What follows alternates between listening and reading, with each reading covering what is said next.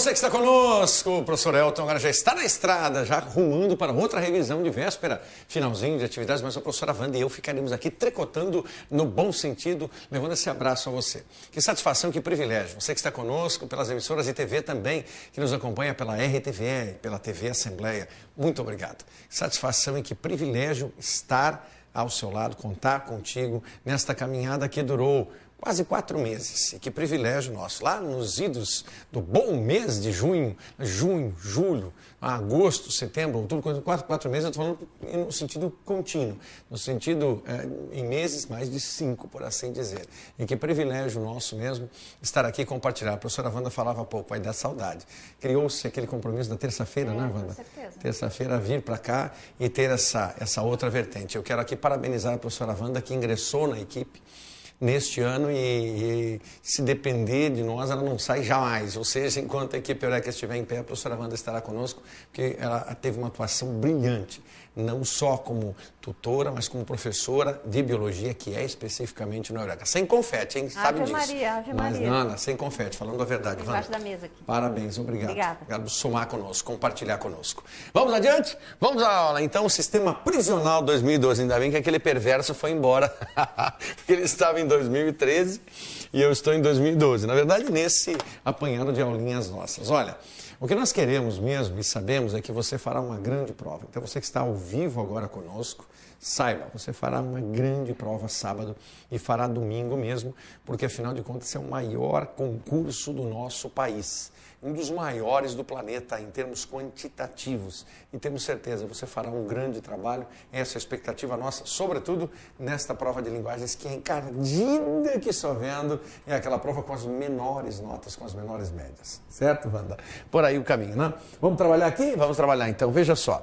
Aí nós temos na aula de hoje, para variar, 208 questões que a gentil professora Denise prepara para nós. Olha, estratégias linguísticas, romantismo, castraços, Castro-Alves, a interlocução, os gêneros do discurso jornalístico, a ambiguidade e o Mário de Andrade no modernismo. Põe aula nisso, põe temáticas e essas que são as que nós faremos na aula de hoje. Então, vamos trabalhar, vamos trabalhar. Era uma vez. Começar com era uma vez. Então, era uma vez, nós temos aqui o quê? Narração. Era uma vez. Certo? Bem claro isso. Um rei leão que não era rei, um pato que não fazia quaquá, um cão que não latia, um peixe que não nadava, um pássaro que não voava, um tigre que não comia, um gato que não miava, um homem que não pensava. Ora, já começou a entender que não é simples, tem uma aplicação nisso. Esse era uma vez uma brincadeira, uma fábula, e ele vai trabalhando com a situação bem clara da nossa zoologia. Isso, professora Wanda, vai trabalhando mesmo, com os elementos da zoologia aqui, né? Animais. Então, e mais, tem mais, né? Trabalha com tudo que tem direito aqui, necessariamente, né? Até chegar ao ser estranho. O ser estranho aqui não é nem o leão, nem o pato, nem o cão, nem o peixe, nem o pássaro, nem o tigre, nem o gato. O ser estranho aqui é o homem. Esse é o ser estranho que parece que não pensava, e todos não faziam.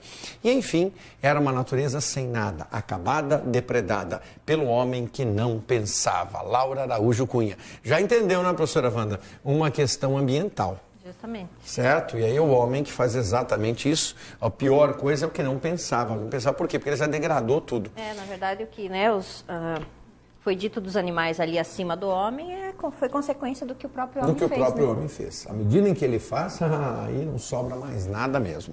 São as relações entre os elementos e as partes do texto que promovem o desenvolvimento das ideias. No poema, a estratégia linguística que contribui para esse desenvolvimento, estabelecendo a continuidade do texto, é a. Então, o que nos interessa aqui?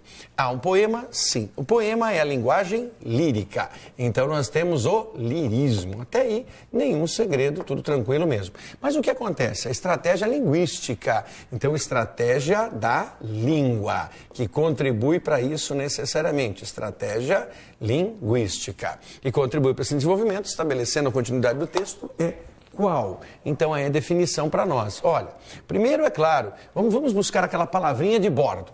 Nós temos a escolha, temos a negação, a intertextualidade, a repetição ou a utilização. Então nós temos 5 palavras. Eu quero chamar a sua atenção para a palavra intertextualidade, para o termo intertextualidade. Anote conosco, vai. Você que está conosco nesse momento, pega o seu bloco de anotações e o seu caderno. Intertextualidade, um diálogo entre os textos. A conversa que A faz com B, que B pode fazer com C e sucessivamente. É o diálogo. Essa conversa intertextual acontece muito em imagens, linguagem não verbal. Então a charge, a tira, algumas vezes o próprio quadrinho ou a foto acabam fazendo uma intertextualidade. Cuidado com isso, porque essa é uma questão que o próprio Exame Nacional pode trazer para você, em termos de intertextualidade. Mas respondendo ao que nos interessa, né? Porque esse é o ponto. Volte. Então nós temos no poema a estratégia linguística, a estratégia da língua, que contribui para esse desenvolvimento, estabelecendo a continuidade do texto, olha, você tem sempre uma situação do não, que não, que não, que não, que não. Então essa é a estratégia. Seria a escolha, por que ficou só o vermelhinho aqui, né? Curioso. Vamos achurear tudo novamente aqui, né? Então tá, muito bem, muito bem, muito bem. Então veja só, a escolha de palavras de diferentes campos semânticos, ou seja, semântico, você vai trabalhar com o sentido propriamente dito, tá? Seria isso? A negação contundente das ações praticadas pelo homem, a intertextualidade com o gênero textual fábula infantil, a repetição de estrutura sintática com novas informações ou utilização de ponto final entre termos de uma mesma oração. Não está muito simples essa, né, Marcos? Eu achei que não está muito simples, né? Não, porque ela mexe com algumas situações assim. Bom, então escolha de palavras de diferentes campos semânticos de sentido. Negação contundente das ações praticadas pelo homem. Intertextualidade com o gênero textual fábula infantil. Repetição de estrutura sintática com novas informações. Utilização de ponto final entre termos de uma mesma oração. Vamos voltar? Vamos voltar? Vamos ver se nós temos o ponto final fazendo isso mesmo em cada oração. Tem, sem dúvida nenhuma. Agora, sempre tem uma marca aqui, né, professora Wanda, que é o que não, necessariamente. Então, que não, que não, que não, e daí a ação propriamente dita. Mas a chave da questão, e que bom que você toca nesse ponto, porque a chave da resolução está sempre no enunciado. Embora você possa dizer grosseiramente que todas as alternativas têm uma razão, tem, todas. Então, quando eu digo grosseiramente, é no sentido de, parecem todas certas, sim, mas aí você vai para o recorte, todas certas desde que a pergunta seja própria delas. Então, aí é a questão que incomoda. Vindo para cá, nós temos assim, no poema, a estratégia da língua, que contribui para esse desenvolvimento. Então, é só a linguística, não é o sentido maior, é a linguística. Aí você acaba eliminando várias alternativas e fica aí com a alternativa certa. Repetição de estrutura sintática com novas informações. Por quê? Porque você vai repetir o que não. Está repetindo, só que cada um faz uma ação. O leão não era o rei, o pato não fazia quaquá, o cão não latia, o peixe... Então, são ações próprias de cada um, mas elas só existem por causa da repetição da estrutura sintática. Não pode ser a escolha de palavras de diferentes sentidos. Essa aqui eu já teria eliminado de cara, porque são sentidos diferentes. Então, você vai jogar fora. Essa é a pior de todas. Junto com ela, nós temos, assim, a negação contundente das ações praticadas pelo homem. Talvez essa seja ainda pior. Por quê? Porque não é só o homem, é só um ponto. Não é? O homem só... Aí você dizia assim, não, mas eu vou responsabilizar o homem por todas as ações. E essa é a questão. Alguns alunos acabariam marcando essa alternativa porque acabam indo além da questão e querendo dar uma resposta que no conceito geral é correta. Porque o homem é que degrada. Então, esse é o pensamento. Só que não é a questão que se perguntou sobre a língua. Aí é que está o ponto.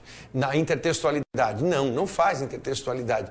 Ele simplesmente é um gênero textual diferente. E aqui a utilização do ponto final entre termos de uma mesma oração. Não, aí é uma questão gramatical que se elimina. Então é a repetição da mesma estrutura sintática, mas adicione novas informações afeitas ao indivíduo, ou seja, ao sujeito, gato, tigre, peixe, por aí, pássaro e por aí afora.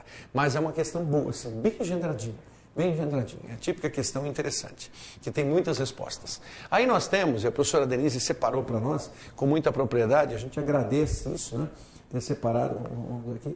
Isso, essa questão de Castro Alves. Essa imagem colorida, ela não é uma imagem fidedigna àquilo que se imaginava mesmo. Os homens estavam aqui nos porões, então aqui porões dos navios, necessariamente, e eles permaneciam nos porões dos navios, sempre sendo transportados de um lugar para outro, homens e mulheres, e aqui as mulheres com as crianças. E é exatamente isso que o poeta Castro Alves, poeta da terceira geração romântica. Você vai anotar isso conosco. Terceira geração do romantismo colocou em O Navio Negreiro. Esse aqui, eu não estou tentando lembrar o nome deste ator, Dimon alguma coisa. O sobrenome eu não consigo lembrar certinho, mas é o Dimon alguma coisa. Ele é o protagonista do filme Amistad, de Steven Spielberg, certo? Que é contracena com Anthony Hopkins, contracena com Matthew McConaughey e outros atores, mas ele faz as vertentes, eu não lembro o sobrenome dele, do filme Amistad. E aí você tem Castro Alves na sua obra maravilhosa chamada Navio Negreiro, exatamente isso, O Navio Negreiro de Castro Alves. Que beleza, começamos bem. Aí vamos adiante. O texto 1.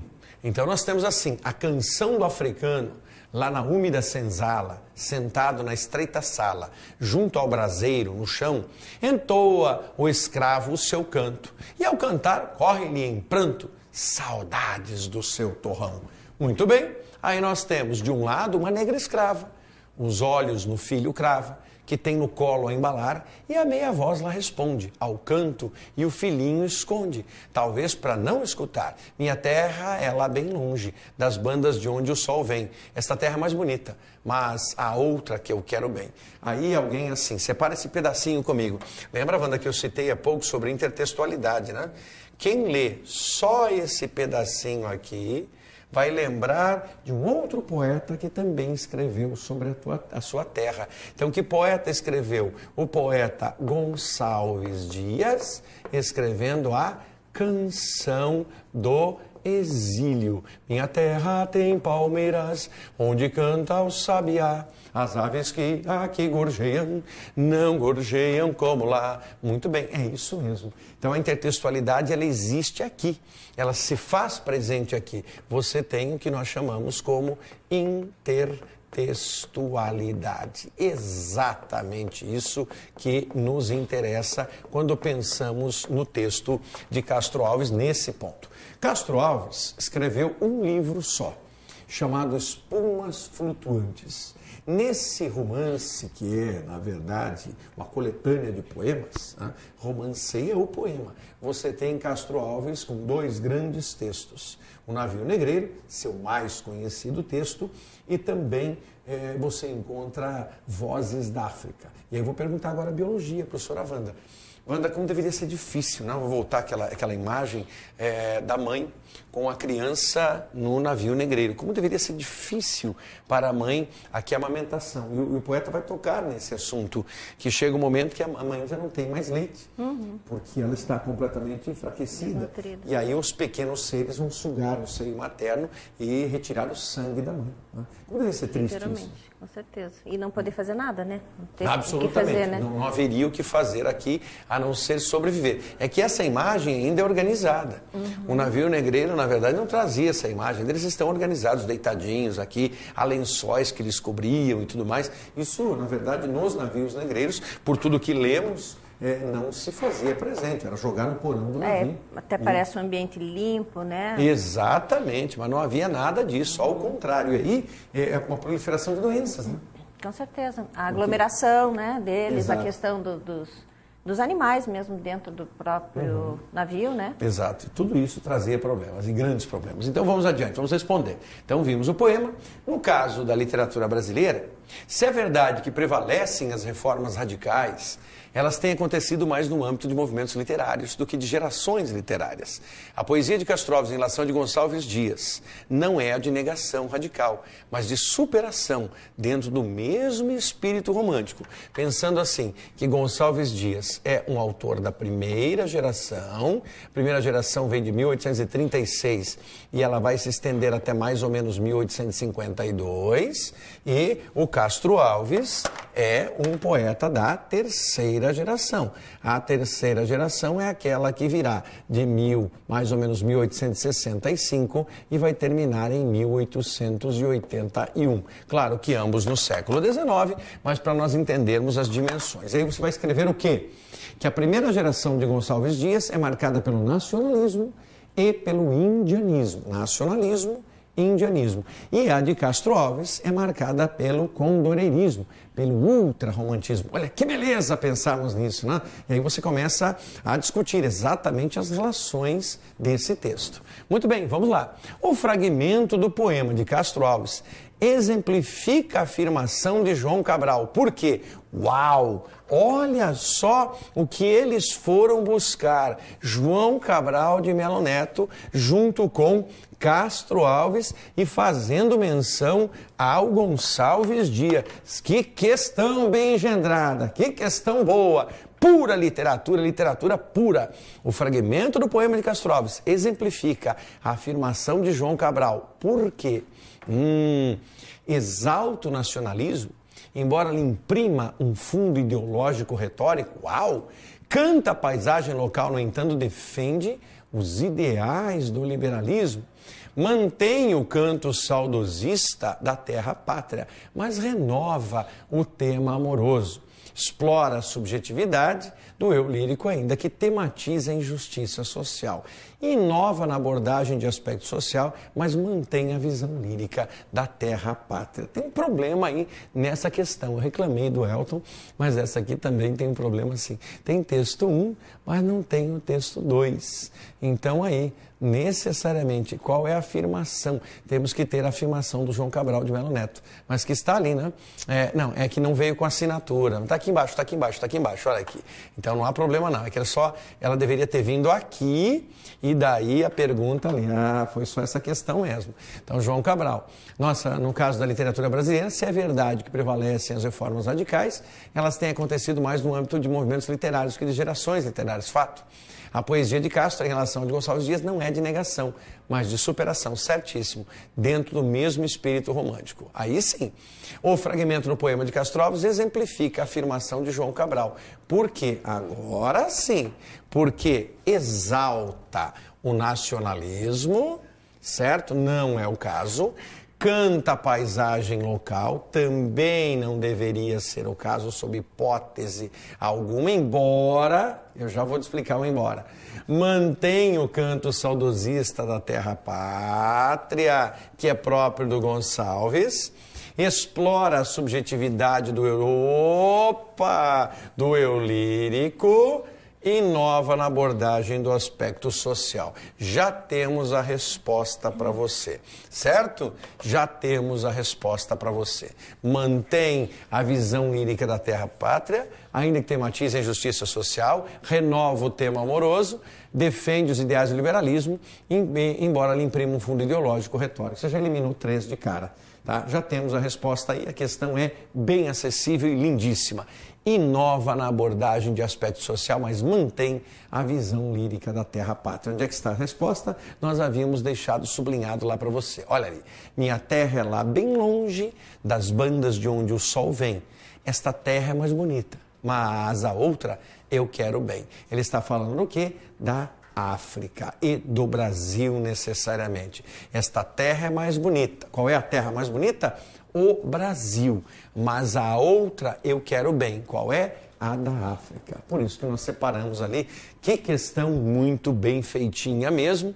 Então, inova na abordagem de aspecto social, mas mantém a visão lírica, a visão do quê? De exaltação da terra-pátria. Não exalta o nacionalismo, embora ele imprima um fundo ideológico retórico, bobagem, longe de ser a correta.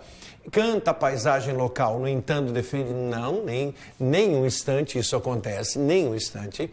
Mantém o canto saudosista da terra-pátria, mas renova, não renovou o tema amoroso, talvez essa seja a pior de todas.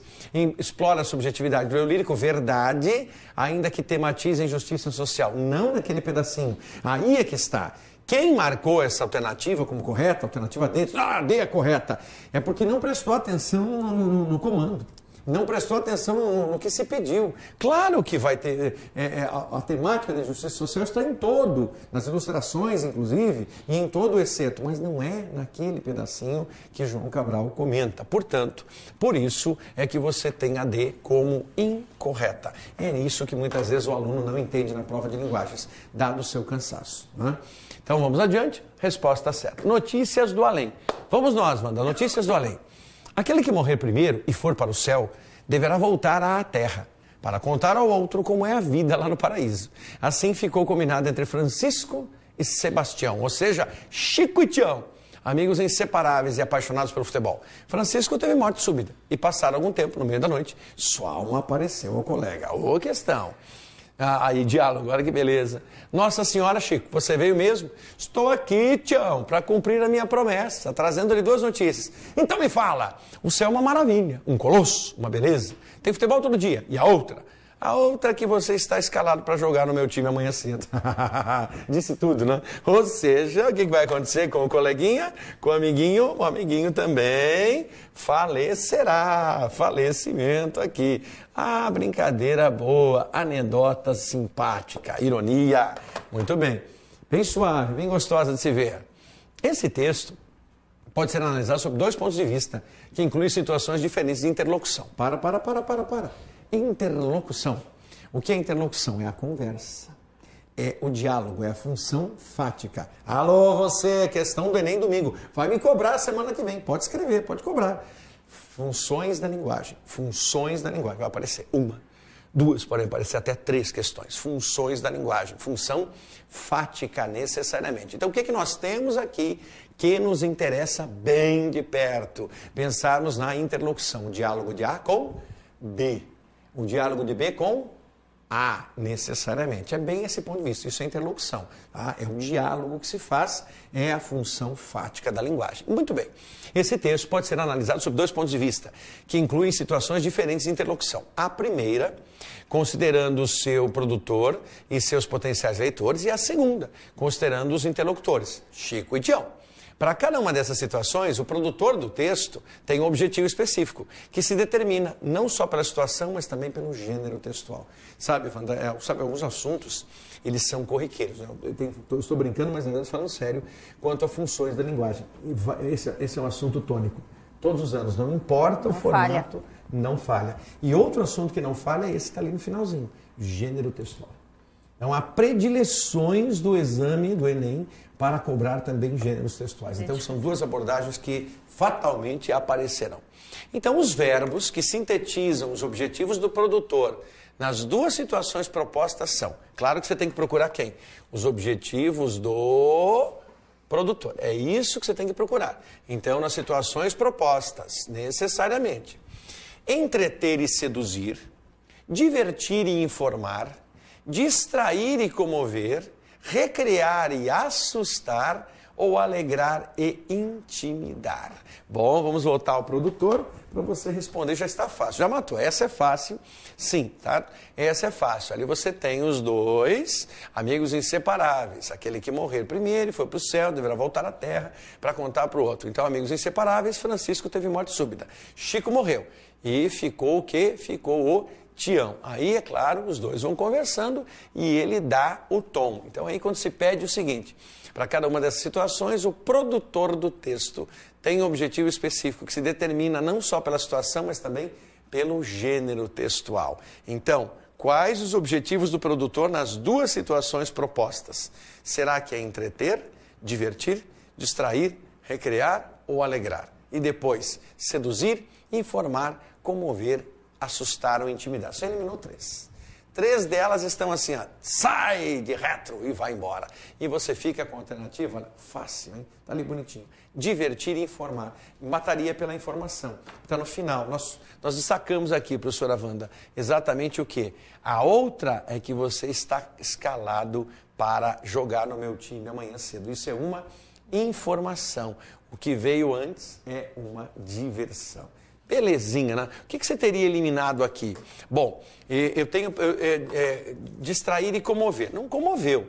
Não ali no final, não comoveu. Divertir sim, assustar, nem pensar. Intimidar também não. Eu eliminaria essas 3. Talvez alguém dissesse, não, entreter e seduzir. Mas a sedução com a morte? Não, né? Na verdade, a informação com a morte que é a resposta correta. Questão fácil. Essa é a típica questão que não se pode perder. E a primeira resposta que você vai ter que anotar é a resposta correta. Aqueles que ficam teimando e querem trabalhar com 2, 3... Não, é a primeira mesmo. Essa é boa, essa é quentinha. Legal? Vamos adiante? Vamos adiante. O que a internet esconde você? Veja que a professora Denise não dá folga, né? São 40 questões, ela diz assim, resolva as 40 em 2 aulas. Denise é ótima. O que a internet esconde você?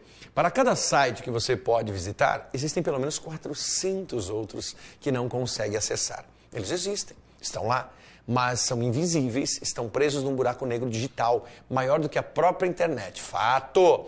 A cada vez que você interage com um amigo nas redes sociais, vários outros são ignorados. E tem as mensagens enterradas no enorme cemitério online, ou seja, na nuvem online. Muito bem. E quando você faz uma pesquisa no Google, não recebe os resultados de fato, e sim uma versão maquiada, previamente modificada de acordo com os critérios secretos. Sim, tudo isso é verdade e não é nenhuma grande conspiração. Acontece todos os dias sem que você perceba. Pegue seu chapéu de Indiana Jones e vamos explorar a web perdida. Legal, essa analogia que se fez aqui. O nome disso é analogia, pensando nos caçadores da Arca Perdida, por assim dizer, ou seja, Indiana Jones. Tudo bem? Belezinha. Falando em Indiana Jones, Wanda, você conhece, né? Amanhã, dia especial, para quê? Para falarmos sobre De Volta para o Futuro. Então, se você quer um programa bom para sexta-noite, para dar uma relaxada, assim, do Exame Nacional que vem sábado e domingo, assista De Volta para o Futuro. Sobretudo o filme 2. Não perca, tá? Filme 2 aí, bonitinho. Essa série é ótima, né? Essa é. Michael J. Fox, para nós. E sabe que a brincadeira é que amanhã, nesse horário, quando os colegas estiverem aqui, nós completaremos a projeção do filme que o sujeito volta para vai para 2015, avança, né? E 6 situações que o filme projetou em 85 se cumpriram. Se cumpriram. Inclusive, em relação a isso aqui, a rede. Os gêneros do discurso jornalístico, geralmente manchete, a notícia, a reportagem, exige um repórter que não diz eu, nem mesmo que se refira ao leitor do texto explicitamente. No trecho lido, ao contrário, é recorrente o emprego de você. O qual? Então, para aí. Linguagem jornalística. O que existe na linguagem jornalística? Quando nós temos o editorial, esse editorial é a voz do veículo de comunicação. Então, é o veículo se dirigindo necessariamente ao seu leitor. É a linha editorial. Então, ele critica, ele questiona, ele apoia, ele desabona, enfim, é o jornal falando. Por quê? Porque é a linha editorial. Quando nós temos uma reportagem, certo? Matéria, ela tem uma tendência à impessoalidade, porque ela só visa a informação. E quanto mais isenta for essa informação, mais correto é o papel do veículo de comunicação em se isentar, informar. Mas sempre é um ângulo diferente para informar a mesma coisa. Você pode olhar um acidente e informá-lo sobre 2 óticas. Ótica de quem defende um lado ou defende do outro lado, cara e coroa, e aí você vai trabalhar nessa linha de pensamento. Então é mais ou menos isso que acontece necessariamente. Só que aqui existe o você. E quando isso existe no meio de comunicação? Quando nós nos referimos a um texto de opinião, uma coluna, por exemplo. Muito bem, então, é o que se questionou. No trecho lido, ao contrário, é recorrente o emprego do você, o qual remete à alternativa A, remete a um sujeito eu, que se prende ao próprio dizer, fortalecendo a subjetividade. Cuidado, hein? Essa alternativa ela tem muitos indícios bons, sobretudo pensando no eu e na subjetividade. Fato. Por quê? Porque o eu é aquele que tem a sua própria condição de visão. Eu subjetivo. B, explicita uma construção metalinguística. Olha aqui, primeiro nós estamos trabalhando com a subjetividade. Então é o eu, certo? Você vai dizer que isto aqui é uma função emotiva. Olha o que eu disse há pouco sobre funções da linguagem. Emotiva. Agora, quando eu tenho uma construção metalinguística, amiga Wanda, veja, eu estou explicando o texto pelo texto. Então, o texto pelo texto, literalmente, o texto pelo texto, exatamente isso, que se volta para o próprio dizer. Na alternativa C, deixa claro o leitor esperado para o texto, aquele que visita redes sociais e sites na busca do dia a dia. Esse dia a dia, Wanda, é a função denotativa ou referencial. Olha, o que acho interessante é isso. Nessa questão, eles disfarçaram aquele assunto sobre o qual eu falei, que são as funções da linguagem. Então, muitas vezes vem assim, vem uma maquiagem, mas é a mesma coisa que eles querem perguntar. Se o aluno sabe, se ele tem visão do texto. Estabelece conexão entre o fatual e o opinativo, o que descaracteriza o texto como reportagem. Então aqui você tem uma outra situação específica, que pode ser exatamente a função poética. E por fim, revela a intenção de tornar a leitura mais fácil a partir de um texto em que se emprega vocabulário simples. E você terá, muito provavelmente, aqui a função conativa ou apelativa, com o vocabulário simples. A resposta correta está ali. Olha, nós havíamos, inclusive, colocado essa convicção ali. Deixar claro ao leitor esperado para o texto, aquele que visita as redes sociais e busca o dia a dia. Por quê? Porque ele está buscando uma informação cotidiana. Denotativo referencial é a função dos veículos de comunicação. A função principal dos veículos é essa, a função denotativa ou referencial. Boa questão, seleção da professora Denise, ótima, em todos os seus sentidos. Vamos para o finalzinho, até que enfim. Wanda, outra brincadeira aqui, hein? Nós temos assim, essa estrada vai para São Paulo? Sei não, doutor. Mas se ela for, vai fazer uma falta danada para nós, né? Então você tem as funções aqui também, olha. Essa estrada vai para São Paulo, você tem o que? O literal. E é claro, a brincadeira dele é do caboclo, do Jeca Tatu, assim representado. O Jeca está falando em linguagem figurada. Conotação e denotação. Conotação e denotação, exatamente isso. Beleza. Conflitos de interação ajudam a promover o efeito de humor no cartoon. Efeito de humor, beleza. No cartoon, o recurso empregado para promover esse efeito é, olha aí. De novo, né? Tem uma recorrência, tem. Intertextualidade, sugerida pelos traços identificadores do homem urbano e do homem rural. Não. Ambiguidade, produzida pela interpretação da fala do locutor a partir da variedade do interlocutor. Também não tem ambiguidade nem intertextualidade que aparecem ali. Tchau aqui, tchau aqui. Ambas estão incorretas. São incorretas. Certo? Correto. Não está incorreta sim, Wanda. Já explico por quê, querida. Então tá. Já explico. Conotação, atribuidora de sentidos figurados a palavras relativas às ações e aos seres. Conotação, atribuidora de sentidos figurados a palavras relativas às ações e aos seres. Essa aqui tem um quê? Tem um quê de assertividade, tá? Mas calma aí que nós temos que ver as outras. Negação enfática, elaborada para reforçar o lamento do interlocutor pela perda da estrada. Não, isso é óbvio demais. Então ela está errada, incorreta, é muito ruim. Depois, pergunta retórica, usada pelo motorista para estabelecer interação com o homem do campo. Que pergunta retórica? Ele apenas quis uma informação. O nosso gabarito tem um probleminha aqui, quer ver? Nosso gabaritinho traz para nós o quê? Ambiguidade. Não há uma ambiguidade plena. Na verdade, o que acontece? O que eles colocaram aqui? Pela variedade do interlocutor. Nós podemos dizer que ela é bonitinha por causa da variedade. Homem do campo e homem da cidade, certo? Do campo e da cidade. Aí você tem a resposta certa. Mas, quando nós vamos lá, a conotação é atribuidora de sentidos figurados em que? O que está em sentido figurado? Sentido figurado é na ação da estrada. Ação, a ação da estrada. Essa ação é que entra na forma figurada. Então nós vamos ficar com dois gabaritinhos ali, a B e a, oh que pena, Mário de Andrade não deu, a B e a C necessariamente, ok? Porque as outras são muito ruins e você vai buscar o ângulo da resposta, né? Está aqui, os conflitos de interação ajudam a promover o efeito humor. No cartoon, o recurso empregado é o da ambiguidade? É, mas também é o do sentido conotativo, certo? Pois é, então já que a gente tem que obedecer mesmo. Então, grande abraço a você, voltaremos na sexta, revisão de véspera. Grande semana e excelente Enem para todos vocês. Respira, descanso, cafezinho aqui, daqui a pouquinho, Super Dalton, Super Marco Silvério e Dalton Benedito para vocês.